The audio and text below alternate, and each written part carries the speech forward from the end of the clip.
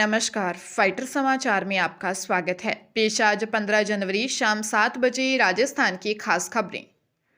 जालोर जिले में एसीबी ने बड़ी कार्रवाई करते हुए बागरा पटवार हलके के पटवारी पूर्णमल को 18,000 रुपये की रिश्वत लेते हुए रंगे हाथों गिरफ्तार किया। पटवारी ने यह रिश्वत एक कृषि भूखंड का म्यूटेशन भरने की एवज में ली थी। एसीबी महानिदेशक गोविंद गुप्ता के अनुसार परिवादी ने जालोर एसीबी चौकी में शिकायत दी कि बागरा स्थित उसके कृषि भूखंड का म्यूटेशन भरने के बदले पटवारी पूर्णमल 20,000 रुपये की रिश्वत मांगकर उसे परेशान कर रहा है।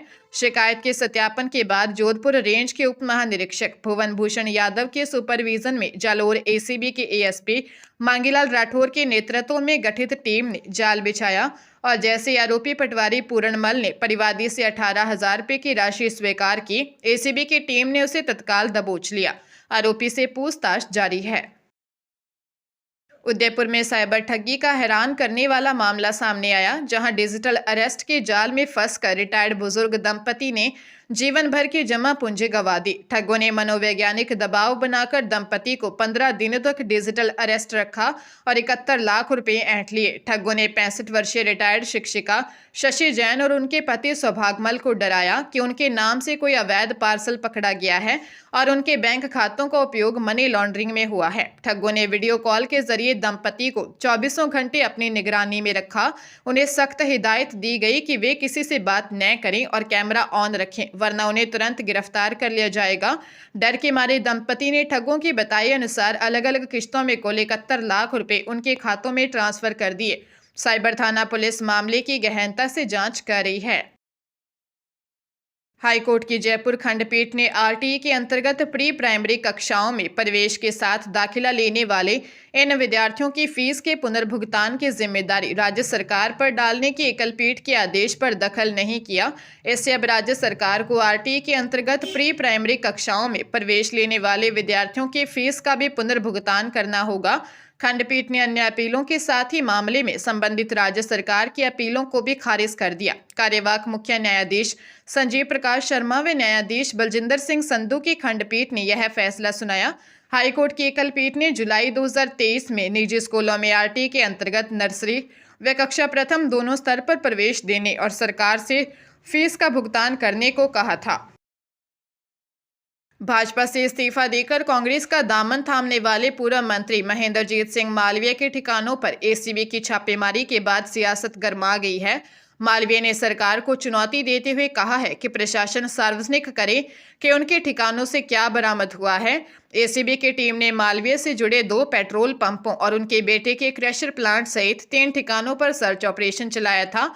मालवीय के अनुसार देर रात अधिकारी उनके नाहरपुरा स्थित आवास पर भी पहुंचे और परिजनों से पूछताछ की। उन्होंने कहा, मैं सरकार और प्रशासन से आग्रह करता हूं कि इन तीनों जगहों पर हुई सर्च में अगर कोई चोरी डकैती का माल मिला है तो उसे जनता के सामने सार्वजनिक करें। जनता और मुझे यह जानने का पूरा अधिकार है। मालवीय ने साफ किया कि उन्होंने भाजपा के कार्यों और वागड़ अंचल की अनदेखी से नाराज होकर पार्टी छोड़ी है। सीकर जिले के रिंगस में मथुरा से खाटू श्याम जी के दर्शन करने जा रहे श्रद्धालुओं की कार पेड़ से टकरा गई। हादसे में रेस्टोरेंट संचालक सहित 2 लोगों की मौत हो गई, जबकि 3 लोग गंभीर घायल हैं। एएसआई सवंताराम ने बताया कि रिंगस से खाटू श्याम जी जाने वाली रोड पर होटल माखन मटकी के पास हादसे की सूचना मिली थी। मौके पर पहुंचे तो कार सड़क किनारे पेड़ से टकराई मिली। मथुरा निवासी रिंकू सैनी और अमित की मौत हो गई। घायलों में से 3 की हालत गंभीर होने पर उन्हें सीकर के एसके हॉस्पिटल रेफर किया गया है। सवंताराम ने बताया कि हादसे में गाड़ी ड्राइवर दुर्गेश, अजय, केवल और विनोद घायल हुए हैं। कार सवार सभी एक दूसरे के परिचित थे। रिंकू सैनी मथुरा में खुद का रेस्टोरेंट चलाता था, अमित हेल्पर था। मकर संक्रांति का त्योहार होने के चलते सभी ने खाटू श्याम जी के दर्शन करने का प्लान बनाया था।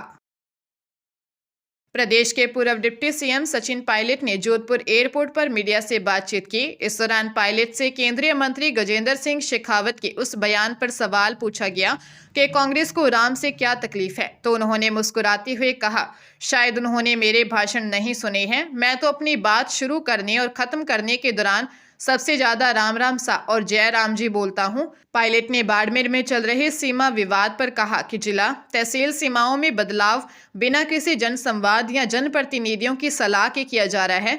मनरेगा के मुद्दे पर केंद्र सरकार को घेरते हुए बोले कि जिस कानून को सोनिया गांधी ने गरीबों को अधिकार देने के लिए बनाया था, उसे बीते 11 वर्षों में योजनाबद्ध तरीके से कमजोर किया गया। पंचायत और नगर निकाय चुनावों में हो रही देरी पर पायलट ने कहा कि कभी कोर्ट का सहारा लिया जाता है तो कभी जनगणना का, लेकिन असलियत यह है कि भाजपा को हार का डर सता रहा है। पंजाब के अमृतसर जिले में सरपंच जरमल सिंह हत्याकांड को मुख्य शूटर सुखराज सिंह उर्फ गुंगा पुलिस मुठभेड़ में मारा गया। पुलिस कमिश्नर गुरप्रीत सिंह भुल्लर ने बताया कि मामले में अब तक 7 आरोपियों को गिरफ्तार किया गया है। 2 शूटरों सुखराज सिंह उर्फ गुंगा और करमजीत सिंह को छत्तीसगढ़ के रायपुर से गिरफ्तार किया है। जांच के दौरान आरोपी सुखराज को रिकवरी के लिए वल्ला क्षेत्र लाए, जहां से पिस्तौल बरामद की। वापसी के दौरान बाइक सवार 2 हमलावरों ने पुलिस पर फायरिंग कर आरोपी को छुड़ाने की कोशिश की। इस दौरान पुलिस वैन का टायर फट गया। फायरिंग के दौरान एक गोली कांस्टेबल वरुण कुमार के पैर में लगी, जबकि भागने की कोशिश में आरोपी सुखराज गोली लगने से घायल हो गया। उसे तुरंत अस्पताल में भर्ती करवाया, जहां उसकी मौत हो गई। हालांकि सुखराज सिंह उर्फ गुंगा को छुड़ाने आए हमलावर मौके से फरार हो गए, जिनकी तलाश के लिए पुलिस टीमें लगी हुई हैं। इस संबंध में थाना मकबूलपुरा में मामला दर्ज किया गया है। नागौर जिले के मैड़ता में बुटाटी दर्शन कर लौट रहे बुजुर्ग को ट्रेलर ने टक्कर मार दी, जिससे उनकी मौके पर ही मौत हो गई। हादसा अजमेर बीकानेर राष्ट्रीय राजमार्ग संख्या 58 रैण गांव से आगे रासव ग्राम सियागों की ढाणी के पास हुआ। मैड़ता रोड थाने में रियाबड़ी निवासी श्याम सुंदर माली ने दे रिपोर्ट में बताया कि मैं अपने ससुर रामसुख माली के साथ रियाबड़ी से बुटाटी गया था। दर्शन कर वापस लौटते वक्त सियागों की ढाणी के पास हम दोनों बाइक को साइड में रखकर खड़े थे। मैं पेशाब करने के लिए रोड के नीचे की तरफ गया, तभी रैण से नागौर की तरफ जा रहे ट्रेलर चालक ने सामने से वाहन को तेज गति व लापरवाही से चलाते हुए सड़क किनारे खड़े बुजुर्ग को टक्कर मार दी। हादसे के बाद राहगीरों ने गंभीर घायल हुए बुजुर्ग को मैड़ता अस्पताल पहुंचाया, जहां डॉक्टरों ने उसे मृत घोषित कर दिया। पुलिस मामले की जांच कर रही है। डेग में पहाड़ी पुलिस ने कार्रवाई करते हुए 4 साइबर ठगों को गिरफ्तार किया है। ये ठग सस्ते दामों पर सामान बेचने का झांसा देकर लोगों को ठगी का शिकार बनाते थे। पुलिस ने इन ठगों को कठौल के संवलेर रास्ते पर स्थित उनके ठिकानों पर दबिश देकर पकड़ा। मौके से 4 मोबाइल फोन और 4 फर्जी सिम कार्ड बरामद किए गए। इन मोबाइल फोन में विभिन्न सोशल मीडिया ऐप्स पाए गए, जिनका उपयोग ठगी के लिए किया जाता था। बरामद मोबाइल फोनों में लगभग 4 लाख रुपए के लेन देन से संबंधित तथ्य भी मिले हैं। ठग पुलिस के रडार से बचने के लिए जंगलों में बैठकर ठगी की वारदातों को अंजाम दे रहे थे। पुलिस अब गिरफ्तार किए गए ठगों से गहनता से पूछताछ कर रही है। इस गिरोह में कितने अन्य लोग शामिल हैं और उन्होंने अब तक कितने रुपए की ठगी को अंजाम दिया है, इसकी जांच की जा रही है। रेलवे 9 अमृत भारत एक्सप्रेस ट्रेनें शुरू करने जा रहा है, जो पूरे रेल नेटवर्क पर यात्रियों को किफ़ायती कीमत पर आरामदायक यात्रा कराएगी। ये ट्रेनें जल्द ही पश्चिम बंगाल और असम में पूरे भारत में शुरू की जाएंगी, जो मॉडर्न और सस्ती ट्रेनों के बढ़ते बेड़े में शामिल होंगी। ये ट्रेनें इन दोनों राज्यों से बिहार और उत्तर प्रदेश जैसे ज़्यादा आबादी वाले राज्यों को कवर करते हुए लंबी दूरी की सस्ती कनेक्टिविटी देगी। ये ट्रेनें तमिलनाडु, महाराष्ट्र और कर्नाटक जैसे दूर के राज्यों को भी कवर करेगी, जो देश के कई इलाकों को जोड़ेगी। ये रेल सेवा यात्रा की ज़्यादा मांग को कम करेगी और यात्रियों को आरामदायक सफ़र का अनुभव देगी। रेलवे मंत्रालय के अनुसार रेलवे ने उन लाखों लोगों के लिए मोबिलिटी को फिर से परिभाषित किया है, जो रोजाना की ज़रूरत के तौर पर ट्रेनों पर निर्भर हैं। अमृत भारत एक्सप्रेस रोजाना यात्रा करने वाले यात्रियों के लिए वरदान बनकर उभरी है। हरियाणा के गुरुग्राम जिले में दिल्ली के हिस्ट्री शीटर मनोज ओझा मर्डर केस में पुलिस ने एक टैक्सी ड्राइवर पटपड़गंज दिल्ली निवासी 21 वर्षीय लोकेश को अरेस्ट किया है। पुलिस ने बताया कि लोकेश, मनोज ओझा और उनके दोस्त तनीश को हिसार में एक व्यक्ति की हत्या करनी थी, लेकिन वे सफल नहीं हो पाए और वापस लौटते समय गुरुग्राम में उनके बीच झगड़ा हो गया, जिसके बाद तनीश ने पिस्तौल से मनोज ओझा को गोली मार दी।